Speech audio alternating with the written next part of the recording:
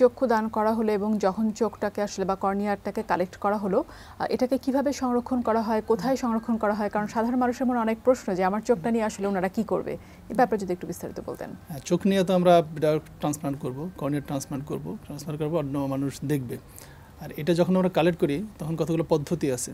পদ্ধতি হলো কি যে আমরা যেরকম সার্জারি করি সব স্টেরিলিটি মেনটেন করে, এখানে সম্পূর্ণ স্টেরিলিটি মেনটেন করে খুব নিখুঁতভাবে এটা করা হয়। করে নেওয়ার পর আমরা শুধু কর্নিয়া এবং তার পাশে সামান্য একটা অংশ আমরা কেটে নিয়ে আসি।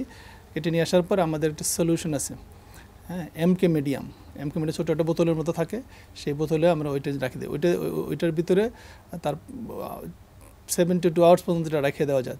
তারপরে হলে এটা কার্যকারিতা নষ্ট হয়ে যায়, মানে গুণাগুণটা নষ্ট হয়ে যায়, কোয়ালিটি নষ্ট হয়ে যায়। এটা কালেক্ট করার পর সাথে সাথে আমরা কিছু পরীক্ষা করি। পরীক্ষাগুলো কী হচ্ছে? পরীক্ষা হচ্ছে যে তার কর্নিয়াটা ট্রান্সপারেন্ট আছে কিনা, অথবা তার অন্য কোনো সমস্যা আছে কিনা, কোনো ছিঁড়ে গেছে না, কোথাও কোথাও অন্যভাবে কেটে গেছে কিনা, অথবা কোনো ডেব্রিস আছে কিনা, ফরেন বডি আছে কিনা, অথবা অন্য কোনো অসুখ আছে কিনা, সেটা দেখার পর এটাকে আরও কিছু ল্যাবরেটরি টেস্ট করি। বিশেষ করে এন্ডোথেলিয়াল কাউন্ট করি। এন্ডোথেলিয়াল কাউন্ট করার পর এটা ফ্রিজিং করা হয়। এটা 4 ডিগ্রি সেন্টিগ্রেড তাপমাত্রায় ফ্রিজিং করা হয়। আমরা এটা এখন যে এমকে মিডিয়াম, এটা দিয়ে আমরা 72 ঘন্টা পর্যন্ত রাখতে পারি।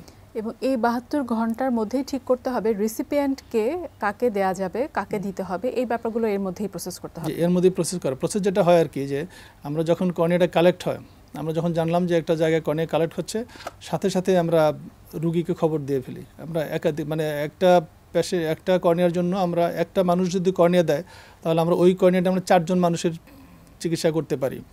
এটা বিভিন্নভাবে করা যায়। 4 জন, তার মানে একজন যদি চোখ দেয় তাহলে 4 জনের দৃষ্টি ফেরানো সম্ভব।